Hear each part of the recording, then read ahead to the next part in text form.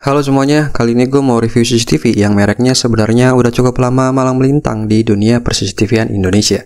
Ya, ini dia SVIS C3TN 1080 pixel dengan color night vision.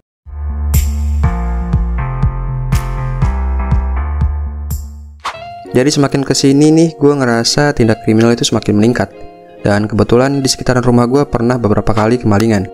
Kejadian-kejadian kayak gitu jadi alasan penting bagi gue perlu pasang CCTV di rumah. Selain demi keamanan, fungsi CCTV juga banyak banget manfaatnya. Ya, hitung-hitung sedia payung sebelum hujan. Produk CCTV di pasaran juga banyak banget variasinya, dari mulai harga dan juga fitur yang ditawarkan. Gak ketinggalan, brand-brand smartphone juga ikut meramaikan dunia per-CCTV-an dengan meluncurkan beberapa lini produk smart security-nya.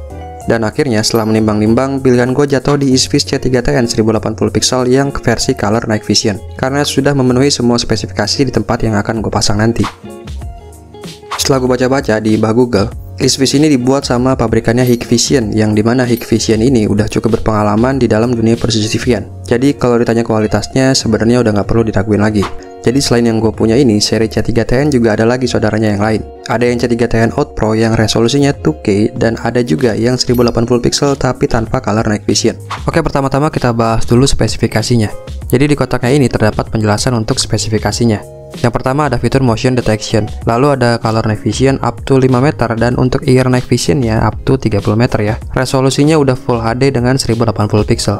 Yang keempat ada audio pickup, yang dimana CCTV ini hanya bisa menangkap suara dari sekeliling saja dan bisa kita dengarkan di smartphone. Yang kelima ada powerful WiFi 2,4 GHz with built-in dual antena, yang kasarnya nggak ada antena eksternal, jadi adanya cuma di internalnya aja. Yang keenam udah support IP67 yang diklaim tahan debu dan hujan, aman pokoknya. Dan yang terakhir untuk penyimpanannya sendiri udah support micro SD sampai 256 GB, dan juga udah support SVIS Cloud Storage.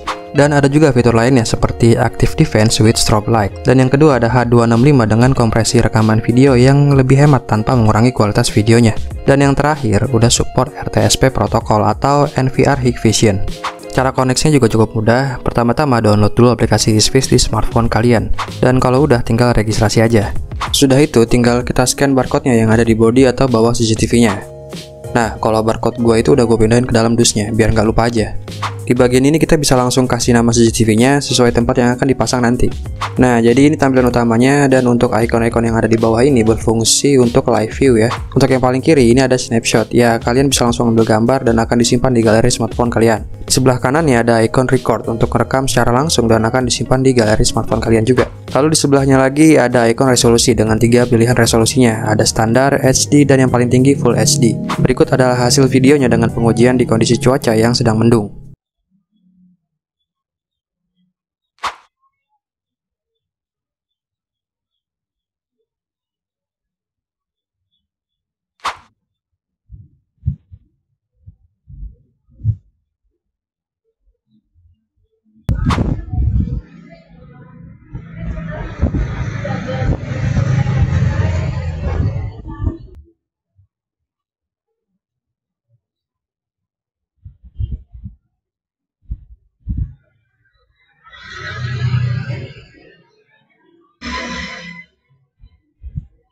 Ada mode tidur atau sleep juga. Jadi kalian bisa nonaktifin sementara CCTV-nya sesuai keinginan kalian tanpa harus capek-capek copot adaptornya ya. Lalu ada icon alarm atau active defense-nya, yang dimana kalau dipencet dia akan ngeluarin lampu sorot. Nah, untuk alarmnya ini bisa kalian atur secara otomatis ya di mode hitam putih atau infrared. Dan yang terakhir ada icon PIP atau Picture in Picture, yang dimana live view akan muncul di tampilan utama smartphone kalian. Jadi kalian bisa tetap mantau tanpa harus buka aplikasi. Di bagian tengahnya ada icon SVIS Cloud Storage bersebelahan dengan micro SD. Jadi SVIS akan kasih kita trial penyimpanan di cloud storage-nya free selama 7 hari. Selebihnya harus berlangganan. Berhubung cloud storage gue udah expired, jadi penyimpanan videonya otomatis beralih ke micro SD. Dan salah satu fitur yang gue suka itu kalian bisa zoom hasil rekaman videonya yang 2-3 hari yang lalu gitu.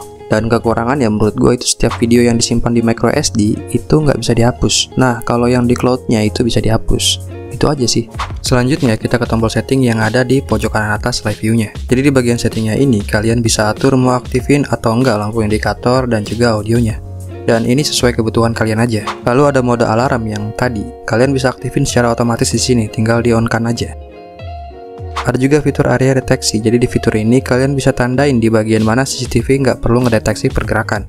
bukan ditutup ya. Dan juga kalian bisa atur sensitivitas CCTV ini dalam mendeteksi pergerakan. Semakin sensitif, CCTV akan menangkap gerakan dari hewan juga, terutama hewan-hewan terbang yang kecil.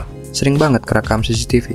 Dan kalau gue pakainya tetap di settingan standar ya. Sekarang kita masuk ke mode penglihatannya. Jadi di sini ada 3 mode. Yang pertama ada penglihatan malam berwarna, dan yang kedua ada mode hitam putih biasa, dan yang terakhir ada mode penglihatan malam cerdas.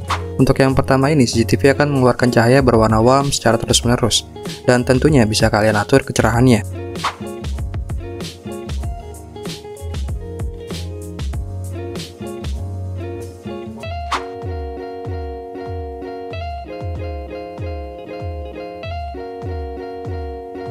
Lalu yang kedua ada mode hitam putih.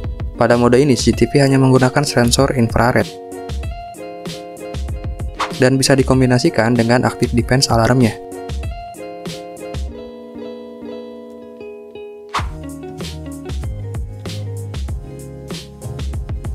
Dan yang terakhir ada fitur penglihatan malam cerdas. Dan ini fitur yang gue pakai. Jadi di fitur ini selama tidak ada pergerakan yang dianggap mencurigakan, CCTV ini berada di dalam mode hitam putih.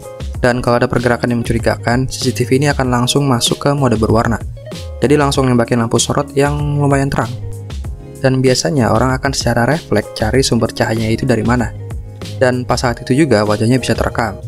Dan lampu sorotnya ini juga cukup lama, kurang lebihnya sekitar 1 menit. Tentunya kecerahannya juga bisa kalian atur ya. Ada cloud play juga bagi yang mau berlangganan. Lalu ada status penyimpanan. Di sini kalian bisa atur mau ngerekam seharian atau enggak. Tinggal di on kan aja. Lalu yang terakhir ada fitur kustomisasi area privasi. Jadi fitur ini kalian bisa tutup area yang dianggap privasi atau area yang menurut kalian nggak perlu masuk jangkauan CCTV.